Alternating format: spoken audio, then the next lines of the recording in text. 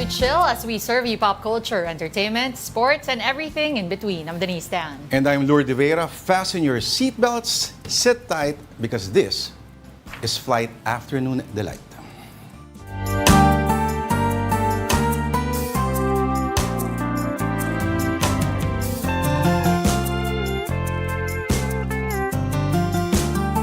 Okay, it's Thursday, May 16 at papalapit na ng papalapit ang weekend. Excited Grabe, na naman? talaga naisip Sino? mo talaga. Sino kayang excited for the weekend? Yung mga walang trabaho.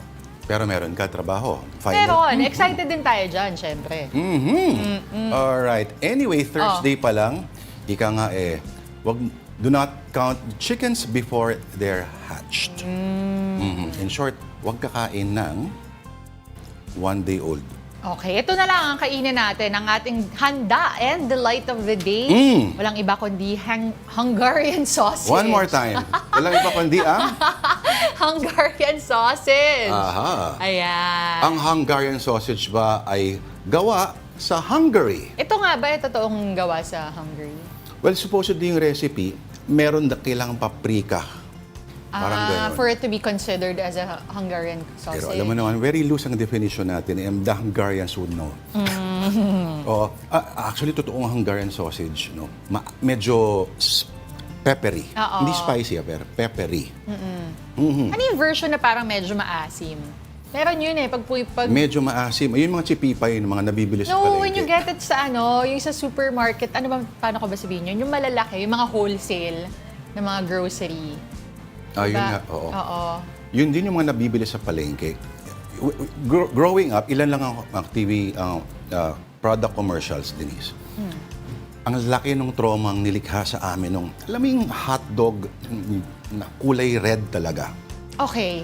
At talagang kumikintab talaga at very halos napaka-erotic nung pagkain ng mga bata ng hotdog. Tapos alam mo na, ngayon, so, pag sineserve sa yung hotdog sa breakfast, kinukumpir mo yung kulay green ninyong hotdog doon sa napapanood mo. So isipin mo, hindi ka mahal ng mga magulang mo kasi hindi ka nila binibili ng kulay red na hotdog. Hindi ka mahal ng mama mo. Pero alam niyo ba sa Pilipinas lang ang may red na hotdog? Sa ibang bansa, wala silang ganun. Oo. Kaya may mga nagugulat na pag nakakita sila, lalo yung chopped up na red hotdog sa nakahalo sa pasta, mga ganyan. Nagugulat sila kasi ang liit daw, tapos pulang-pula nga.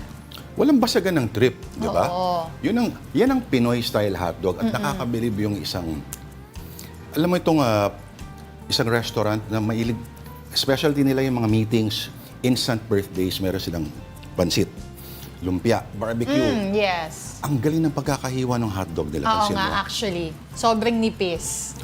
Minsan pa, hinahanap mo na yung spaghetti noodles kasi puro hotdog yung Okay lang, next time handa natin yon. Ako na mauuna para kukunin ko lahat ng hotdog. Okay, pero ito, kunin naman natin ang mga nakalatag natin on social media. We have some stories for you guys. Sige nga. Unahin na natin dito. Ayan, on the Associated Press, Biden and Trump, trading barbs, agree to 2 presidential debates in June and September. Here's what to expect.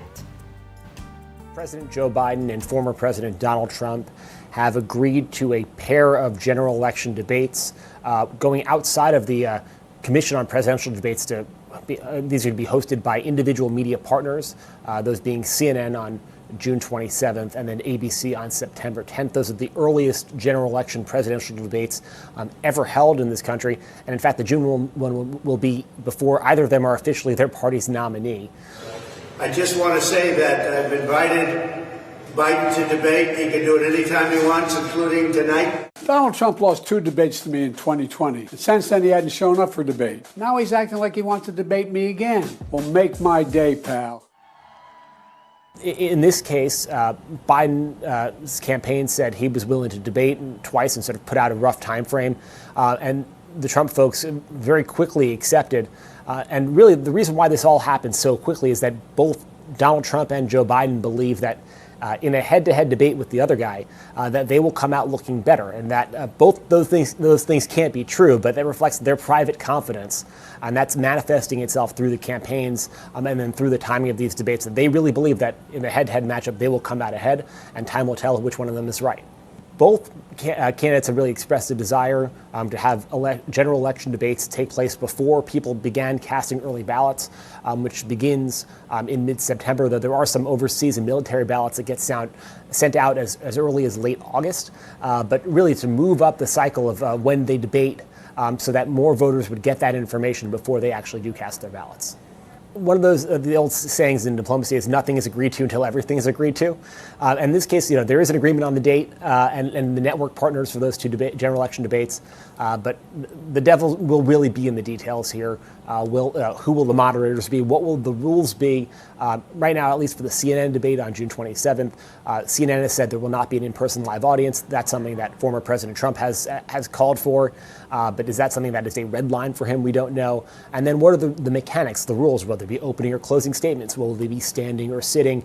Will candidates have the ability to cut off their opponent, or the microphones for the person not recognized to speak be turned off? Those are some of the rules and the mechanics that are still being sorted through right now. Nako. Kung ako yung mga handler, kung ako yung Team Biden, yung candidate na iharap ko sa debate yun should be the candidate na napanood noong State of the Union address.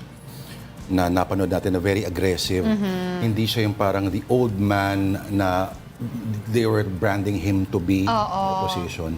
Ang joke nga nila, parang nakakokain daw yung Biden sa State of the Union in the first few parts of the speech. But ang mangyayari kasi dyan, like the last, si Trump, ang tendency ni Trump is to bulldozer his way over the opponent.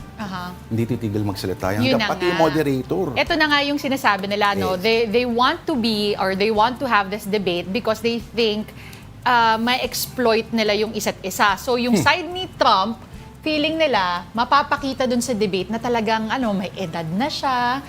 At yung side naman ni Biden, feeling nila, through the debate, mas maipapakita yung mga antics ni Trump, mga ganyan. Pero may tendency kasi mag-flag ang energy ni Biden at humihina yung boses. No? Kahit sabihin mo, very sane naman yung sinasabi niya, arguments niya.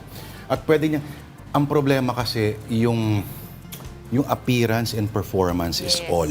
And minsan yung content secondary na lang. Pwede i-argue ni Biden all he wants that malakas ang ekonomiya ng Amerika ngayon and unemployment has been the lowest daw in years. Pero if you try to say that in the weakest of voice, wala, mahirap yan. That's true. I actually read an article about this. No, I have to recall kung ano yung website. Pero apparently, pati pala yung beats dun sa speeches, tsaka yung intonation, lahat yan planado and lahat aral. And if you're gonna deliver it daw kasi in a very mild tone o mas mabagal, people will think that you're serious, pero yung kumpiyansa minsan nandun sa talagang with confidence also na nagsasalita. Meron sa YouTube yung the return to rhetoric, ika nga. Nung nanalo ulit si Obama, bumalik yung kumbaga yung flair for di ba? For speech na very brilliant and yan, sinusukat nila yung mga cadence, etc. Even the choice of words.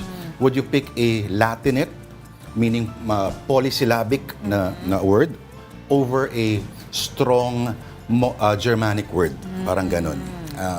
Kunyari, embrace versus hug. Alin yung mas bagay? Ganyan. And not for anything, si Adolf Hitler. Sabihin natin na marami siyang na-mesmerize sa kanya. He practices his speech in front of a mirror. Kasi alam niya na, ito yun. Hindi mo pwedeng magtiwalaan na confidence will bring me to. Hindi pwede yun. Practice. Ngayon, debate, ibang usapan to. Si Trump, mabilis on his feet.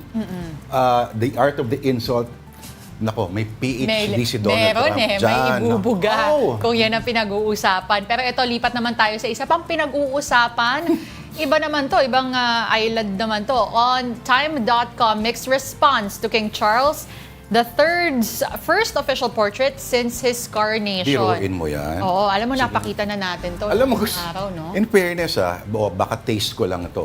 Gusto ko siya. Oo, it's a new take. Pero ayun na nga, so iba-iba yung naging reaction to his new portrait or his first portrait. The New York Times also checked reactions and here's what they got. So iilan dyan ang nakasulat. It looked like Charles was burning in hell dahil nga pulang-pula yung portrait. Looked like he's bathing in blood. Ito naman, isa pa. Others pointed to reference to colonial bloodshed. Pwede rin. Some compared portrait to a possessed portrait in Ghostbusters. Naalala ko yan. The second, oo. Kung bata ka, napanood, nakakatakot. Oo nga. Wala ba tayong mga meme dyan? Ang daming nag-meme. Pero ang random ng Ghostbusters, naungkat pa nila yun. Hindi kasi, isipin mo, still painting siya, tapos biglang gumagalaw. Pero, ito siyempre, marami yung mga very creative sa social media. Ewan ko, Denise, kung makikita. Ito. Sige, hanapin lang natin kung may mga comments. Ayan, sige. Nung pinindot, ito yung lumabas. Diba? Andyan ba? Ay, walang ano. Wala. Hindi kita Ito yung mga original. comments. Oo. Kung baka mapuntahan mo tong digital advice na, ayan, at digital advice. Maraming memes itong, mahirap ano? Oo, hindi na. Pero I'm sure, meron pa nga nilagyan ng sungay. Kasi nga pulang-pula. Oo. Ito ba ay malayang interpretasyon ng pintor? O ito ba ay may mga instructions? King Charles. Hindi natin alam, no? Pero yung gumawa kasi nung portrait, ang sabi niya rito is, he started the project daw noong November, kahit tama ba? Last year. Tapos sabi niya, when I started this project, His Majesty the King was still His Royal Highness the Prince of Wales, and much like the butterfly I've painted hovering over his shoulder, this portrait has evolved as a subject's role in a public life has transformed. Oo, pero sorry ha. Ibang-iba yung atake niya. Merong mitolohiya kasi and succeeding visual correspondences ang colors, yung mga tones, at hindi ko ma-correlate yung sinasabi ng artist na yun dito sa nakikita sa painting. Hindi kaya parang joke ito, parang kay Banksy. Ito, merong mga nagsabing mga netizens, no? Sabi ni Kristen Meinzer, I appreciate the attempt at something unconventional, but this new King Charles portrait looks like the poster for a truly nightmarish horror movie. Oo. Marami Sorry. Bakit? Ano na naman na-discover mo? Ginawang pizza. Oo. Alam mo, ang taba talaga ng mga utak ng mga Ito, netizens. pleated jeans sa may dash. Ang loko tong mga to. Galing, oh. Oo, madami talagang Mukha ng pizza. lumalabas, no? Ang tingin ko sa kanya, mukha siyang cover ng bagong Slayer album. At actually, mukha siyang alam mo yung pinagtadtara ng hilaw na karne? Mas maraming dugo sa palengke. Yung nasa board mismo. Oo, tas hindi mo pa napupunasan yung tiles. Ito Ganito may yung dating. nagtanong dito, isang netizen, Rebecca English, ang sabi niya, I know very little about art, but having seen this new Jonathan Yeo portrait of King Charles in the flesh, and there is so much more depth and complexity to it in person. I like it, pero ang nakalagay dito, I wonder what King George V and Queen Mary would have made of it though. Well, siguro pwede rin itong signal na bago na ang panlasa siguro ng art and royalty. Or isang malaking joke ito at pinagtripan na si King Charles. Ang hirap din kasi may kanya-kanyang interpretation din ng no? Ako, papagawa ko ng ganyang portrait. Gusto ko. Pero kasama yung aso ko. Pwede. Kasi yung aso ko dapat mukhang goat. Mukhang goat. Para masaya.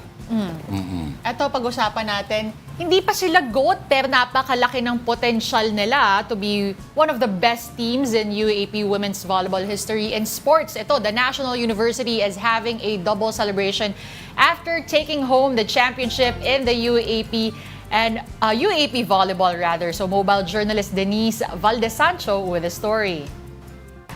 It's another showdown between Sampaloc's finest.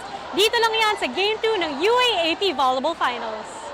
Nagsimula nga ang araw sa individual awarding. For the men's, ang best middle blockers ay si Martin Bogawan at Nathaniel Del Pilar. The best outside spikers, Josh Ibanez at Nico Almendras. The best opposite spiker, Drix Saavedra.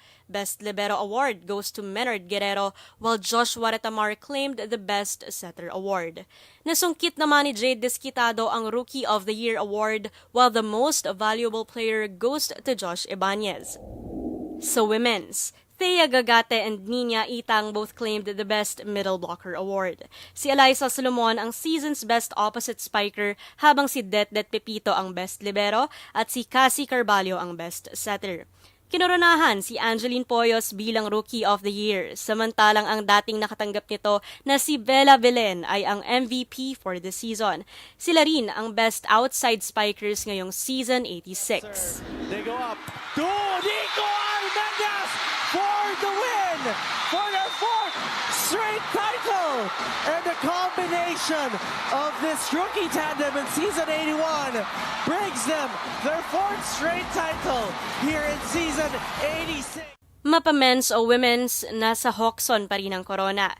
At sinimulan niya ng NU Bulldogs nang makuha muli ang championship title, making a historic four-peat. This is after sweeping the UST Golden Spikers in 4 sets, 25-20, 22-25, 25-17 at 25-15. Pinangunahan ito ng finals MVP Joshua Retamar, who delivered 26 excellent sets, at ng player of the game na si Buds Budin with 28 points, 22 attacks, 5 blocks, 1 ace, and 16 excellent receptions. He concedes, he will give up the challenge, and he shakes hands with the NU coaching staff, and it is official! National University and the redemption tour is complete! Comeback is real para sa NU Lady Bulldogs nang tapusin ang Golden Tigresses in 4 sets, 25-23, 23-25, 27-25 at 25-16. Two-time Best Opposite Spiker and Finals MVP Eliza Solomon steered the squad with 27 points, 20 attacks, 4 blocks, 3 aces, and 6 excellent digs. This season marks another addition to NU's history after the ladies bagged 2 championships within 3 years. Indeed, what a season to remember for the volleyball fans. Mobile Journal Denise Valdesancho po, hatid ang mukha ng balita. Kamusta na kaya yung mga nagpuyat? Mga nagpuyat para Sa pila. Oo. Alam mo, to be fair, I didn't get to see that game live, pero nanonood ako sa TV. Maganda naman yung laban na ipinakita ng UST. So for all the UST supporters, there really isn't any reason para talagang bumagsak o madismaya kasi lumaban naman hanggang dulo. Galing mo bumawi, Pero isang gustong bumawi talaga si Angge Poyos on onesports.ph.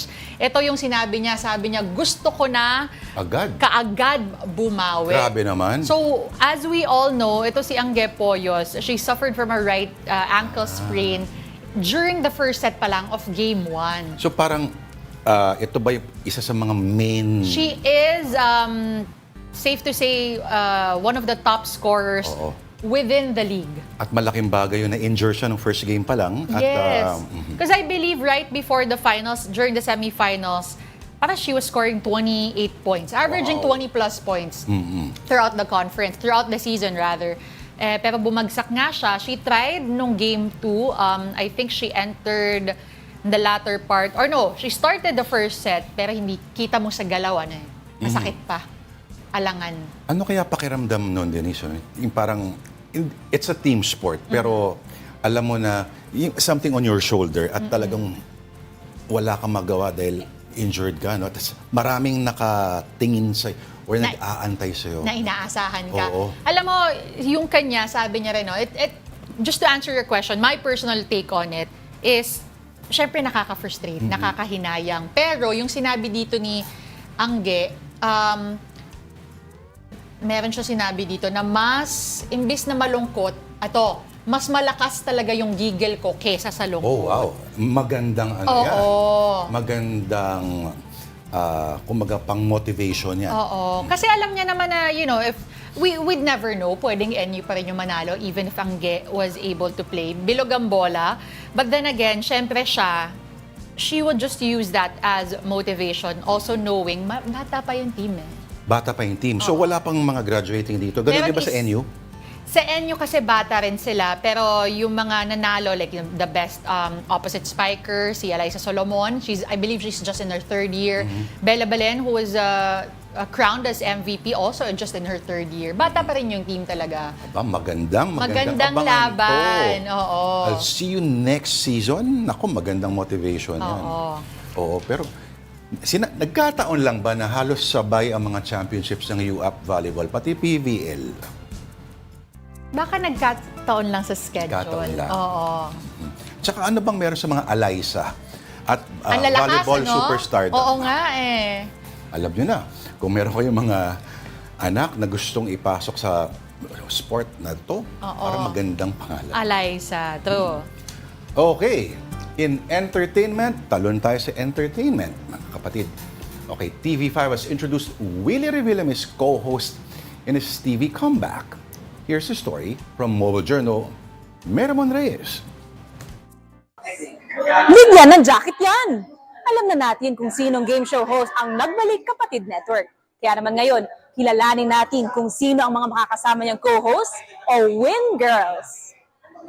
Nitong lumipas na mga linggo, inanunsyo ang pagbabalik sa TV5 ng kuya ng bayan na si Willie Revillame. Matik, may game show na nga raw silang binubuo kung saan ang main host na si Kuya Will ay magsisilbi ring creative director. Pero syempre, ano ba naman ang game show niya kung wala ang lineup ng magaganda at talentadong co-hosts? Give a big round of applause to a trio of young ladies na mas lalo po nating makikilala at mamakiling bilang the Win Girls. Pinakilala na kahapon ang unang 3 sa 5 co-host ni Kuya Will. Ito nga sina Inday Fatima, isang beauty queen at content creator, ang Batanggenya darling at influencer na si Queen Nay Mercado, at ang radio jock, performer and host na si Anna Ramsey. Sa media launch at contract signing kahapon na ginanap sa Signal Launchpad, nagpakita agad ng pasabog na performance ang Win Girls.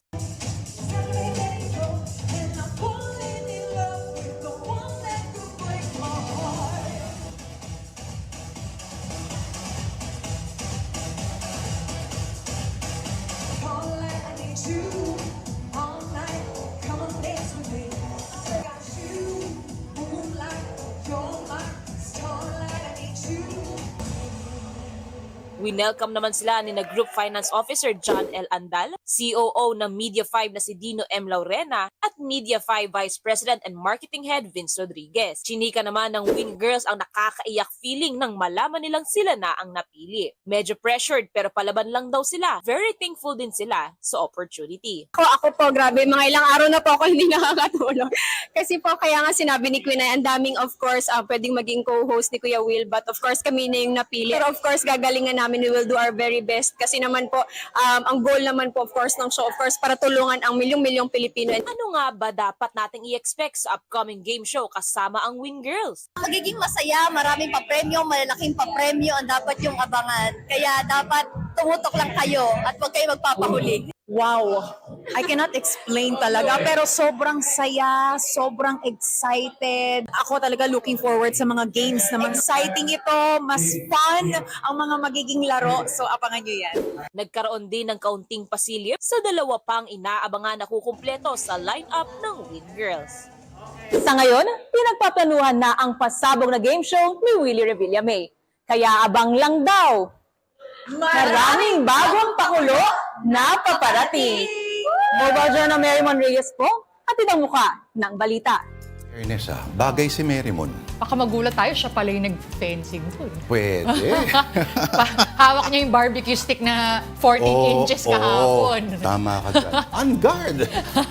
Pero congratulations sa parang familiar yung hindi kaya dito na-discover sa Pwede, afternoon. no? Sunod-sunod, sabay biglang may signing, may launching. Pero congratulations again sa ating mga Win At Girls. Denise, parang sila yata yung very rare na ang hindi sila sa TV talaga nag-start. I mean, except for halimbawa si Miss Ramsey. Ana, yeah. Oo.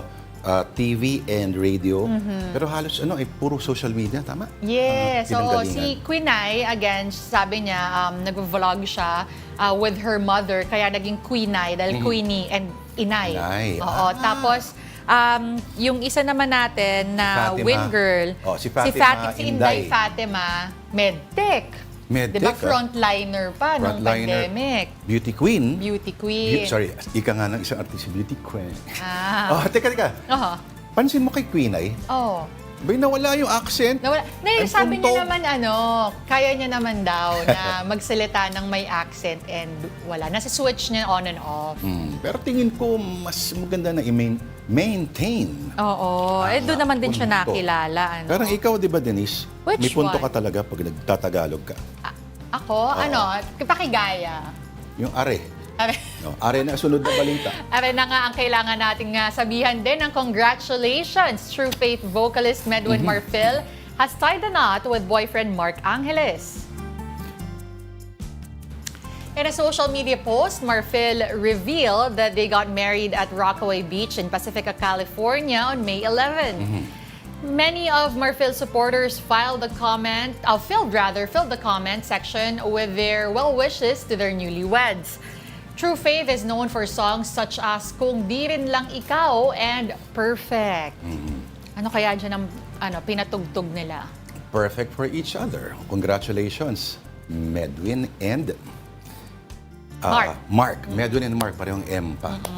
Alright. So, time out muna kami sa aming pagbabalik. Mangungumusta tayo dahil, wow, unang araw nga pala, kulihan ng PUVs na hindi pa miyembro ng kooperatiba.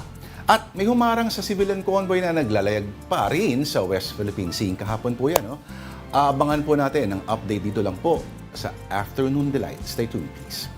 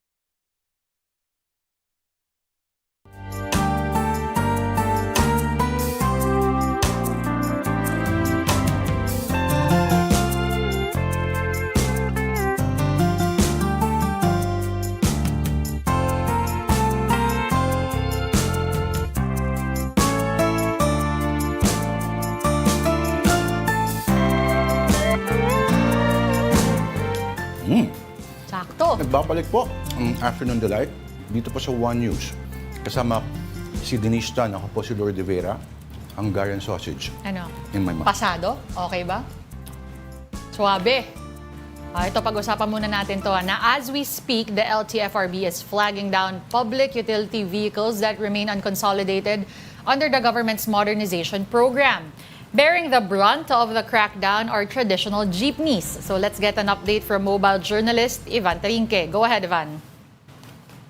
Pops na Denise, ngayong araw nga yung unang araw na magkakaroon ng hulihan itong LTFRB para sa mga unconsolidated na jeepney. Ngayon makikita natin, tayo sa may East Avenue sa may Diliman. Makikita natin, patuloy ang tiros protesta ng dito ay yung piston at yung manibela. So kanina lang ay nabigyan tayo ng onting update ng LTFRB. No? Naglabas sila ng statements kanina na yung apprehension ng mga unconsolidated jeepneys ay gagawin lang dapat ng LTO, MMDA at ng PNP. No, yun lang yung tatlong branches ng government yung pwedeng mag-apprehend ng mga unconsolidated jeepney. Thus ngayon tinatanong kung paano or ano ang gagawin para kung sakaling sila titignan na. So ang unang gagawin daw ilagay daw sa dashcam, sa dash yung kanilang papeles na consolidated na yung kanilang jeepney, nakalagay dito yung documents sa dashboard and sa windshield para daw maiwasan yung pagka-apprehend sa mga jeepney. Now ngayon, sabi naman pag kung sakali man mahuli or mas masita pa rin ay to check down ng authorities yung serial number ng mga document na nakalagay doon sa naka-display na mga documents sa harapan ng jeepney. So kanina kinausap rin natin yung mga ibang jeepney operators and drivers dito, no. Yung reklamo nila is kung May 1 pa lang daw, may mga nangyari na doon na insidente na pinagsisita na sila ng mga iba't ibang ng MMDA, LTO at ng iba pang membro na manghuhuli. Pero sa nilabas na press release ng LTFRB ay dapat ngayong araw pa lang daw sila manghuhuli. Ivan, pwede ka bang maglakad-lakad? Ipakita mo lang kung ano yung sitwasyon dyan ngayon. Okay, so kung makikita natin... Tsaka kung may makausap ka, Ivan, baka may pwede kang kausapin na driver. Okay, so pag inikot natin, ito makikita natin. Actually, ito kanina, punong-puno ito ng mga tao, no? Iba't ibang drivers yung nandito. Now, kung makikita natin yung nandun sa may kabilang side, ayan, nakapila yung maraming jeep, no? Maraming jeep yung nakapila. Dulo-dulo yan. No? Dulo-dulo mula doon sa dulo hanggang dito sa kabila. No? Lagpas pa parang gas station banda doon. So, ayun yung pila ng mga jeepney, mga nagpaprotesta dito. So, ngayon, subukan natin maghanap ng pwede ma-interview tayo. Baka pwede kitang ma-interview. So, sino po pwede ma-interview sa inyo? Saglit lang naman po. Baka pwede kayong ma-interview, saglit lang naman po. Sir, saglit lang naman, sir. Sir, saglit lang po. Live po tayo ngayon sa Ivan? Afternoon Delight. Yes, Pop Lourd. Kung ayaw magpa-interview, okay. Batanong lang, anong mangyayari, Ivan, kapag nahuli? Okay. Ito ba, at may sakay na pasahero, pinapababa ba yung mga pasahero? Kino-confiscate yung vehicle? Ano ba? Anong sistema ba? So, Pops Lourd, ang kanina ng kwento sa atin nung isang nasita na ipinababa daw yung kanilang mga pasahero. No? Pero yung palang isita, nung ano pa yon before pa nitong araw na to. Pero ngayon kasi ang mangyayari is parang ang penalty ngayon ay parang 1 year na suspension sa driver, 50,000 na multa doon sa jeepney, tapos may impound pa ito ng isang buwan. So yun yung penalty ngayon pag nahuli yung isang unconsolidated jeep na pumapasada. So ang mangyayari lang, parang titiketan, tapos may fine. Okay, kung may sakay na pasahero, hindi pa bababain. Para malinaw lang. Parang medyo nag-freeze yung frame ni Ivan. Pero again, ano yung sabi niya? Titiketan, 1 year na suspended ang lisensya, tapos 50,000. Ang bigat nun, 50,000 ang fine. We'll get more updates siguro from Ivana in the next few days. Sundan muna niya yung storya na yan. But for now, maraming salamat sa ating mobile journal na si Ivan Tarinque. Alright, tuloy naman ang pagtutol ng ilang grupo ng jeepney operators and drivers sa PUV modernization program up to now. Okay? At nanindigan silang hindi raw sila sasali sa mga kooperatiba. Okay, for details, makakausap po natin si News 5 correspondent Jenny Dongon. Jenny!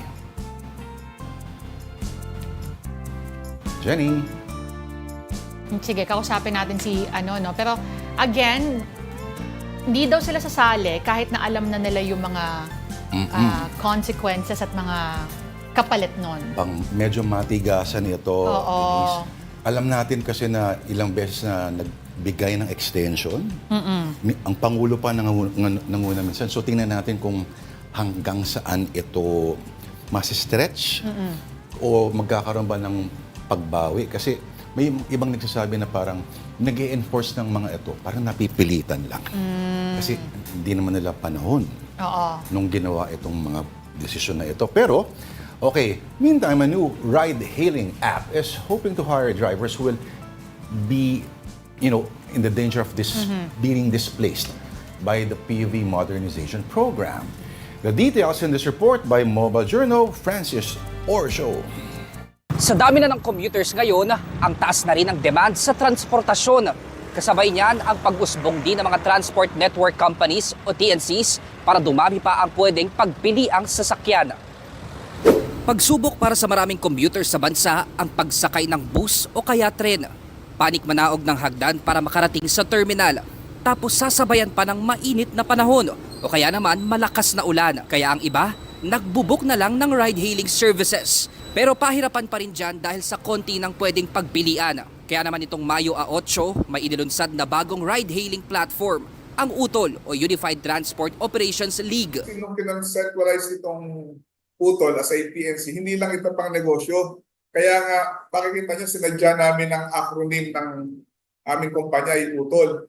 Ibig sabihin, kapatid. Sa ngayon, pribadong sasakyan ng aplikante ang karaniwang ginagamit sa pagpasada ng mga Transport Network Vehicle Service o TNVS. Pero nais din daw mabigyan ng pagkakataon sa hinaharap ang mga aplikanteng walang personal na unit. Sa mga drivers natin, bibigyan natin sila ng dignity na hindi lang sila, kundi sila may-ari ng sasakyan, sila ay driver. Darating ang panahon, dahil sa pakikipagtulungan sa UTOL, sila ay baka maaaring maging may-ari na rin ang sasakyan na kanilang minamaneho. Bukas din daw sila sa mga jeepney driver na hindi nagpa-consolidate sa PUV Modernization Program. Welcome sila sa UTOL kasi ang UTOL ay may programa dyan, para schooling sa mga drivers natin para sila naman ay ma-match doon sa mga accredited TNVS operators natin na walang driver. Pero nito lang nakaraang buwan, ipinatigil muna ng Land Transportation Franchising and Regulatory Board o LTFRB ang pagdadagdag ng nasa 10,000 slots ng TNVS sa Metro Manila. Ayon sa chairman nito na si Atty. Chofilo Guadis, kailangan pa raw nilang pag-aralan kung ilan nga talaga ang kailangang bilang ng TNVS sa Metro Manila.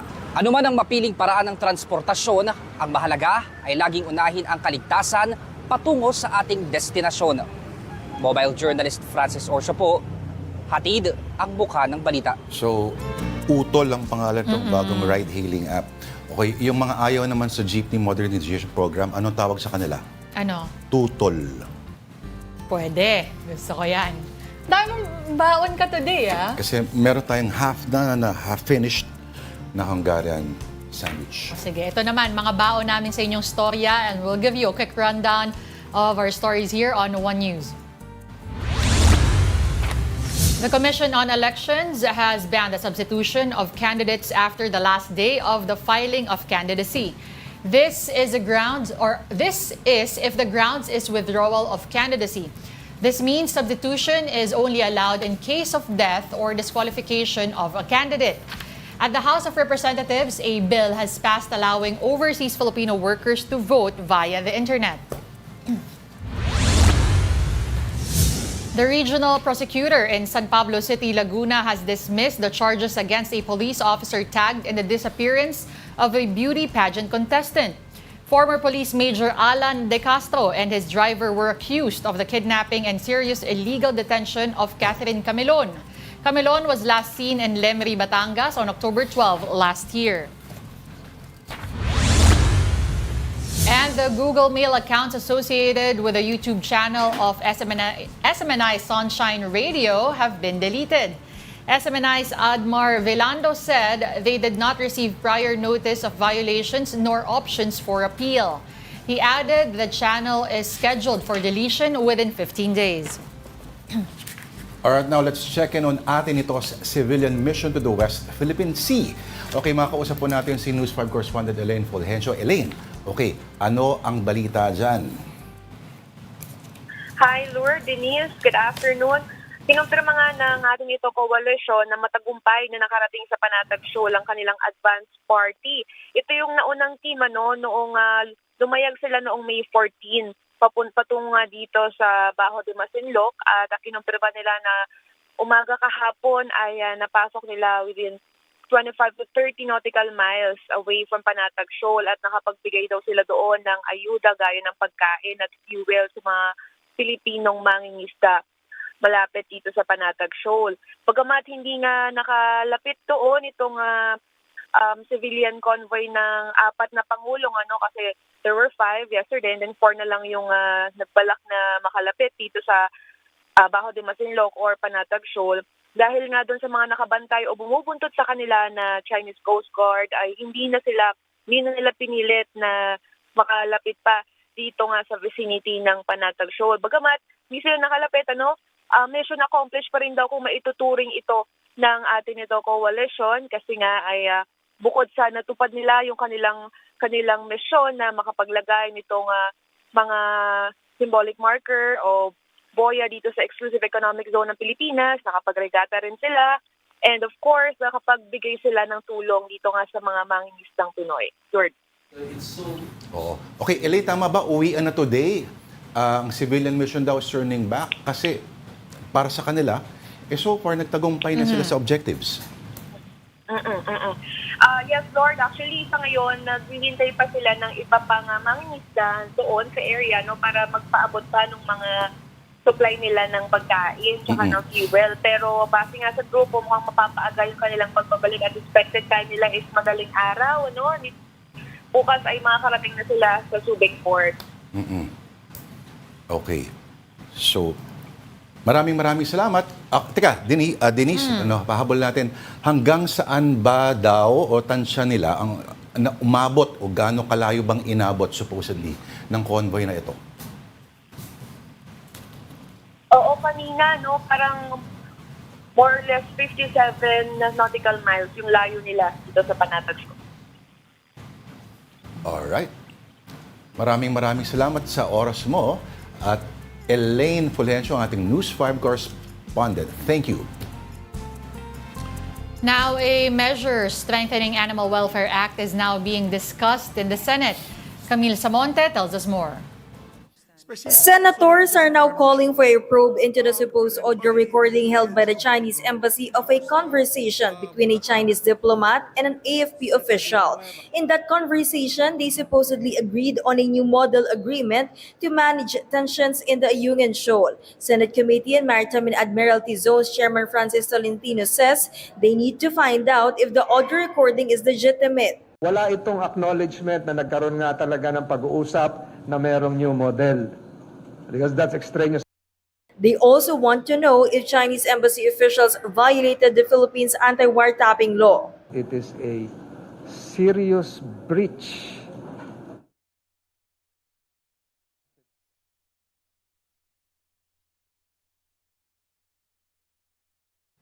Okay, you're watching Afternoon Delight on One News. More stories coming your way when we come back.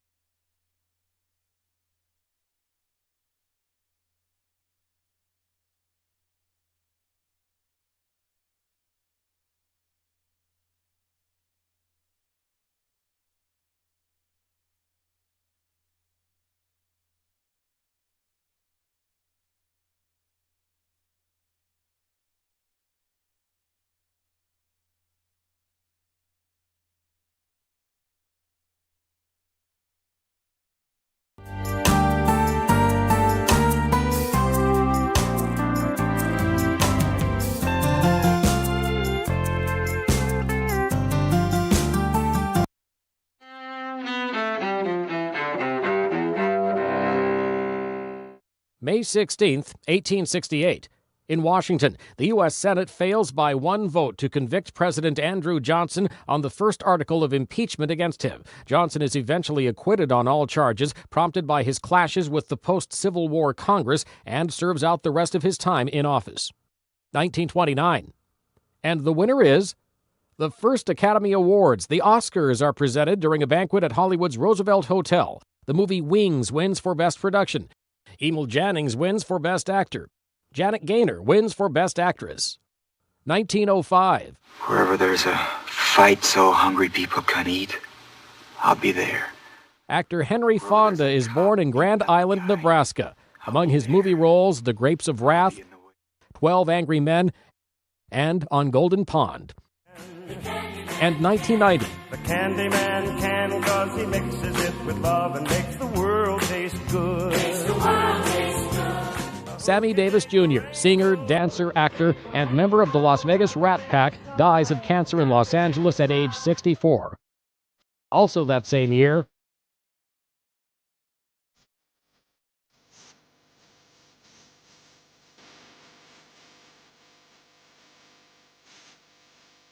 in New York, Jim Henson, creator of The Muppets from Kermit the Frog to Sesame Street, dies of pneumonia at age 54. Today in history, May 16th. Mike Gracia, The Associated Press. And we're back. You're still watching Afternoon Delight.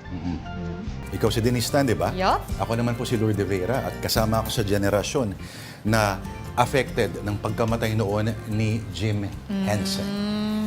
Alright. Ito na, a group of students from Pomponan, Leyte is turning papers into briquettes or uling. Okay.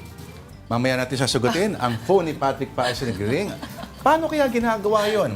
Mobile Journal, Julie Baiza tells us how. Isang grupo ng mga estudyante sa Pomponan, Leyte ang umisip ng paraan para mapakinabangan ng mga gamit na papel sa eskwelahan. Yari sa pamamagitan ng paper charcoal na pwedeng ipangluto. Ito ang Project Uling o paper briquettes na produkto ng YES organization ng Pomponan National High School. Paraan daw yan para mapakinabangan ng used paper sa kanilang eskwelahan at makatulong sa kalikasan. Mas efficient din daw ang briquettes kesa ibang paper products. So, I observe po kasi na yung lifespan po ng paper is hindi po ganun ka long term. So, in the end po, nagiging basura lang din po siya kasi hindi nga po siya ganun katibay. So, for me po, parang ito po, para sa akin, ito yung solusyon para mag-lessen po talaga yung waste paper dito sa school namin. Kasi wala nga, as far as I know po, parang wala pong bumibili wala po kami masyadong junk shop dito sa lugar namin po. Wala po masyadong bumibili. Paano nga ba nagawa ang paper charcoal? Magkakat po kami ng mga papel. Tapos, ilalagay po namin siya sa may tubig. Pagka ng ilang araw, pa-press. Pagkatapos, ibibilad na namin. Simple man pakinggan, hindi raw biro ang pinagdaraanan niyan. Paggupit pa lang ng papel, ilang araw na ang inaabot. 3 araw din ang pagbababad nito sa tubig tsaka ilalagay sa paper presser. Ang machine na yan, ginawa rin ng isa sa mga guro ng eskwelahan. Pero meron na po existing po talaga na machine. Parang kinostomize lang po namin na in our own design.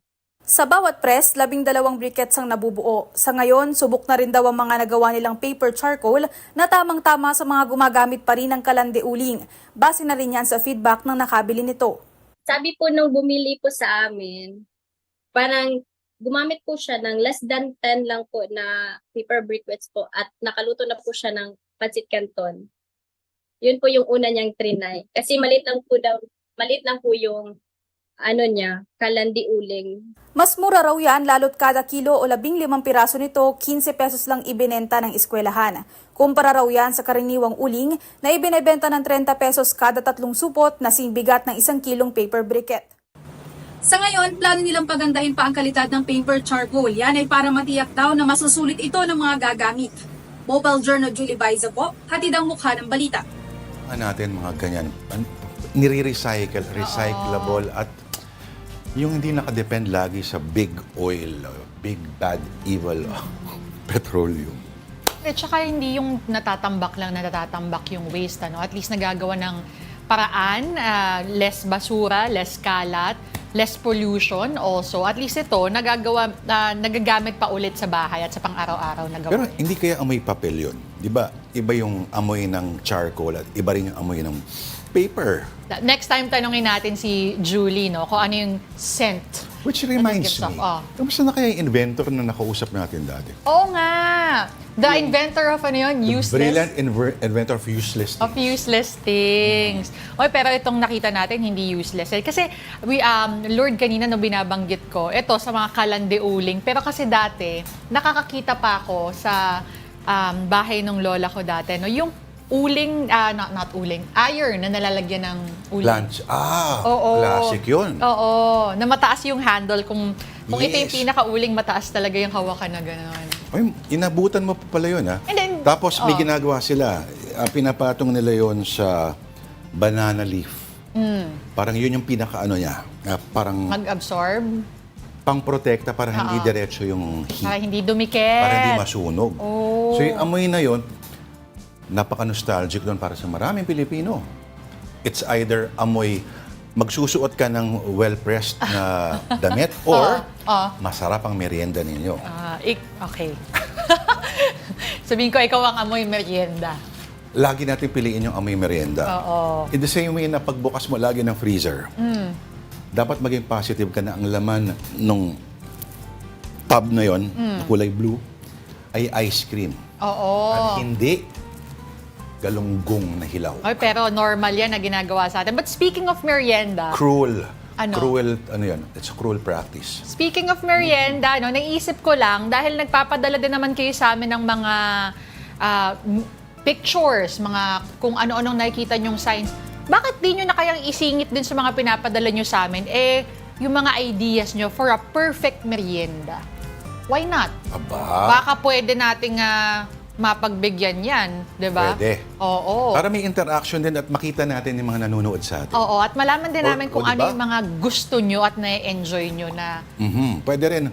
Picturean nyo sarili nyo kung meron kayong kakaibang klaseng merienda or Ay, discovery. perfect! Oo. Diba? Selfie ninyo. Share nyo sa amin Baka yan. pwede nating ipakita kayo at ang inyong merienda. Yes. Uy, Raja Laya, magpadala ka ng merienda mo.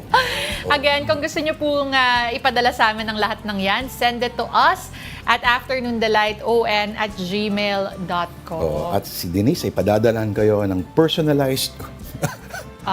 Ng ano? Wala lang. Personalized wave Okay. on air. Sige, ito na lang. This week, kahapon na feature natin mga strange names, accidentally funny names for the past several days. Okay. So, ngayon, yun pa rin ang hatid natin. Siyempre, consistency is the devil's virtue. Tama ba yung pagkasabi? Okay, pakita natin. Ang tanong, would you name your children? Alright, ika nga, kasabihan, naming is the first act of creation. Ayan, so... Ano ba yung una? Yan, ang pangalan niya ay... Thank God. Ano pa na to? Ekenedili Chupu. Okay, siya ay isang Nigerian drug suspect. At totoo ito, no? At in fact, ni-report ito sa isang news program at nahulihan nga siya. Oh, okay. So, funny para sa marami, pero anong masama sa first name niya? Thank Baka God. ganun kasaya yung kanyang magulang nung siya ay ipinanganak. Oo, walang kinaiba yan sa Deo Gracias, di ba? Deo Gracias, thank God. Actually, mas maganda yung ring ng thank God, no? Thank God. Up next, kaso, shabu yung ano niya, Oo nga, pinili niya. 400,000 worth daw ng shabu. Siguro siguro thank God ang nasabi nung kanyang So, di niya mga pwedeng loved sabihin yung TGIF. SHABO yan. Salamat. Okay, anyway, moving on. Alright. Ito ay sa Indonesia, marami silang mga kakaibang mga pangalan. Yes. Kasama na dyan si anti-dandruff. Okay. Although I wonder, kasi diba ano yan, sa Indonesia, as is yung basa. Usually. Paano? Example? So, anti-dandruff. Anti-dandruff. So, Actually, napakadali ng solution nila sa language issues. Police Okay, spelling natin Oo. P. Walang Ano? problema. Or Walang mga policy. silent masyado. Walang policy. Tapos, okay, anti-dandruff. Sigurado kung walang balakubak yun. Ito naman, anong pangalan na to? Naku. Okay. Mukhang itong si Kuya ay Portuguese or Brazilian. Parang no, sa sulat nung Pero sa ilalim. medyo masamang choice yata. Kasi, Oo nga, Denise, kung Portuguese ito sa medyo katabi niya lang yung Italy. So, ang malamang kamag-anak siya ni Benito Mussolini. Pero ang choice ng Hitler as first name. Okay. Quite unfortunate, ika nga. Next. Okay. Ito ay, ano ba ito? Mukha ba siyang martial artist? Parang, hindi, parang flute ata yung hawak. Ano ba? Flute ba siya? Makita eh. I'm sure si Francis Yu Parang ay flute. Oo. wala siyang issue sa pangalan niya. Or Francisco Yu, or si Franklin Yu. Oo. Moral of the story daw, never abbreviate. Para klaro. At hindi na nanghuhula ang mga tao. May mga pangalan kasi na letra lang talaga. Seryoso. May dot kasi. F.U. Pwede. Ganun ka-unique. Diba? Tinalo niya mga Oh, pangalan yes. ng anak ni Elon Musk. Correct. Ngayon, kung ang apelido ni Yu, Mr. Yu dito ay sabihin natin, Ugarte. Ayan, para konyon dating. Franklin Ugarte. Ano ang initials niya? F. U. Oo. Diba? Ito, FY. So, di ba safe? Okay, moving on. Galing natin mag-stretch, ano? Meron pa ba? Meron pa ba tayong bago? Wala na. Ikaw Pero- naman si DT. DT, that is right. Pero again, kung meron po kayong mga nakita, padala niyo po sa amin. Baka pwede natin ihabol tomorrow and of course, the coming weeks. Pero ngayon, dyan na po nagtatapos ang Afternoon Delight. Thank you for joining us. Again, my name is Denise Tan. Okay, maraming salamat po sa panonood. Ito po ang inyong kinagigiliwang programa alas 2 hanggang alas 3 ng hapon. Ito po ang AD, Afternoon Delight.